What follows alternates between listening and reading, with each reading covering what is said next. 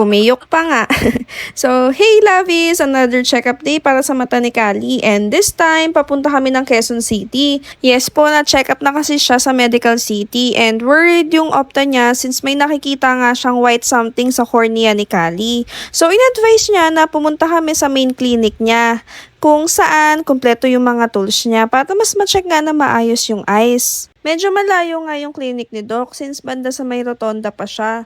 Buti na nga lang talaga may sasakyan na kami. Praise God, hindi na kami mahihirapan talaga. Dito na nga lang din kami nag-breakfast ni Kali sa sasakyan since 8 AM pa lang umalis na kami sa bahay. Kasi may mga work pa kami nito sa hapon kaya hinahabol talaga namin yung oras. Kaya after mag-almusal, pinaidlip ko na rin si Kali kasi maaga nga kami nagising nito. At inabutan na nga kami ng ulan. Sakto pa pagdating namin dito sa may United Doctors Medical Center. At umakit na nga rin kami agad and hinanap itong clinic ni Doc. Agad rin naman namin siya nahanap. At itong clinic at Tamesis, itong clinic nila is specialized talaga sa mga eye conditions. Tamang fill up lang ng form habang may makulit na bata. And right after ko nga mabigay yung form, in-inform ako na sa baba pala yung HMO approval. So nagpa-approve muna ako. Kaso hindi pala sila accredited ng PhilCare since yung plan namin is clinic-based lang.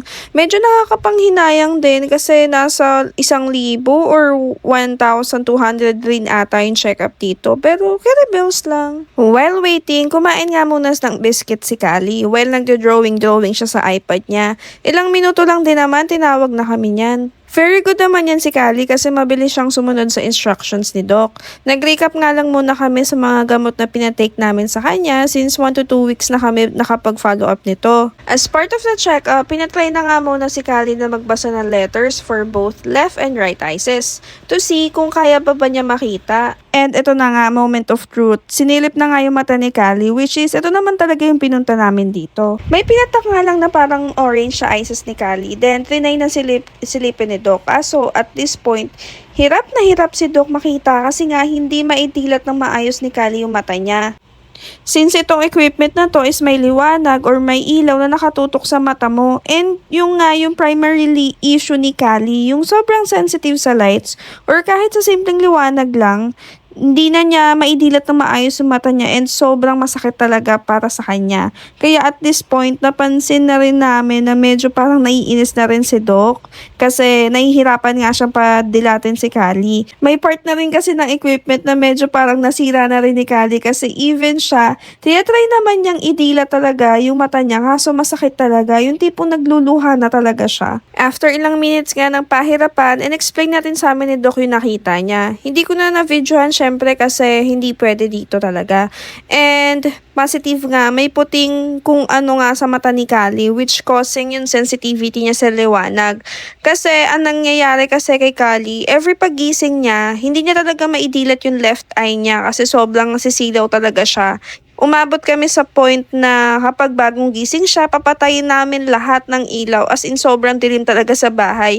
Even yung TV, naka-low brightness talaga siya plus naka-shades pa siya habang kumakain minsan. Kahit nasa loob kami ng bahay and umaabot yun ng 1 to 2 hours kaya the rest of the day, maga yung left eye ni Kali talaga. Mas lalo pa siyang nahihirapan kasi morning yung pasok niya kaya minsan papasok yan ng bad mood at kahit sa loob ng classroom, naka-shades yan siya. Tinanong nga rin kami ni Doc ng history ni Kali, like kung nagka-allergy ba siya and yung sakit ba sa baga, mga ganun. And medyo ninervyos na kami ni Carlo at this point kasi nung pandemic, nagkaroon si Kali ng primary complex and na-allergy pa nga siya sa mga gamot nun. Since medyo risky nga, since bata pa si Kali and hindi rin sure ni Doc kung anong pinagmulan nito, nirefer niya lang kami sa cornea specialist na talaga para mas mapag-aralan yung case ni Kali since yun nga, bata pa siya. So, mas lalo nga kami nag-worry ni Carlo kasi nga ano ba talaga nangyayari and natatakot na rin kami kasi bata pa lang si Kali. Imagine 5 years old pa lang si Kali and baka magka-problema na siya permanently sa eyes. Kaya habang pauwi, naghahanap na talaga kami ng mga cornea specialist na pedya opta na din.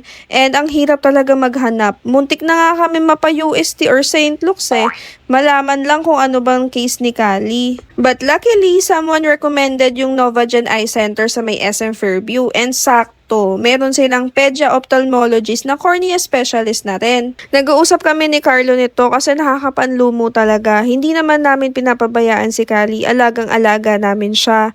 Hindi tuloy namin maiwasang i-compare si Kali sa ibang bata. Yung ibang bata nga na halos nasa kalsada buong araw, okay sila, wala silang iniindang sakit. Pero bakit si Kali na alagang-alaga namin nagkaroon ng ganitong case? So going back, since lunchtime na rin naman ito, dumaan na muna kami ng Chowking para mag-lunch. Gutom na rin kasi kami, lalo na si Kali. At ayun, naka-order na nga ako. Nag-crave din kasi kami sa Chow Fan. Si Kali gusto daw ng lumpia. So, tingnan nyo naman si Carlo. Halatang worried talaga siya kay Kali. Maya-maya rin naman, dumating na yung order namin. Ito na yung food namin. Grabe, habang ini-edit ko to, yung vlog na to, nagugutom tuloy ako. Nag-crave tuloy ako bigla sa Chow Fan at halo-halo. At ayan, kung napansin nyo, tinanggalan ni Kali yung shades niya kasi bandang hapon na to. Kumbaga, nakadilat-dilat na yung mata niya ng matagal. Pero nasisilaw-silaw pa rin talaga yung mata niya sa direct lights. After kumain, umuwi na nga rin kami agad since pagod na rin kami nito at inaantok. Nag-take out na nga lang rin kami ng pampasalubong kila lola at lola niya. Si Carlo na nga pinag-video ko nito kasi sabi ko, huy, isama nyo naman ako sa vlog, hindi puro voice lang. At ayan, masigla na nga at may energy na si Kali kasi hindi na niya masyado iniinda yung mata niya.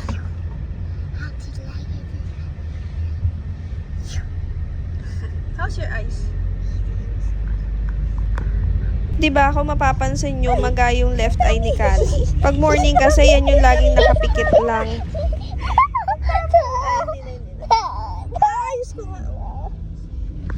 Since traffic at nakahinto, si Papa naman yung kinulit niya. Tapos na. Itong next clip, di ba, naka-slow mo. Si Kali kasi nag-video niyan. Mag-video daw siya, mag-vlog daw siya. At pag uwi namin, mga around 2 p.m. ata to, umidlip muna kami para makapagpahinga na rin, lalo na rin si Kali.